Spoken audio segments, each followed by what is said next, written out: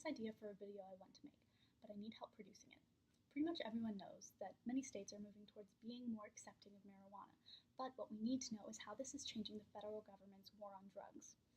Our public schools teach students that drugs are dangerous, they'll ruin your life, and that if you do them, you'll go to jail, which isn't surprising considering 25% of the world's prisoners are US citizens, and 50% of them are in prison for drugs.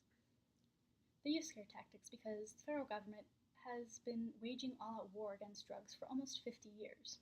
The war on drugs as we know it is definitely changing, but it won't just change for the better by itself. Citizens need to make the government replace the current punitive system with one that actually focuses on public welfare. The first reason I want to give you to accept my project is because people in prison for drug crimes are unable to be heard by the public because the government portrays them all to be unreliable. We need to inform people how prison alone can't possibly help people convicted for drug crimes.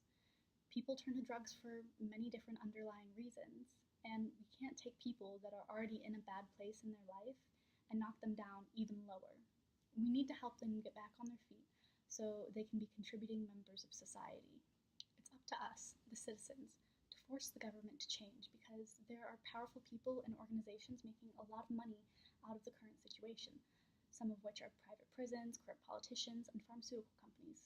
These companies lobby for drugs to stay illegal so they don't lose paying customers to medicinal marijuana, because there have been numerous cases where children were being prescribed an excessive quantity of medication for seizures, then found that cannabis alone helped more than any combination of pills.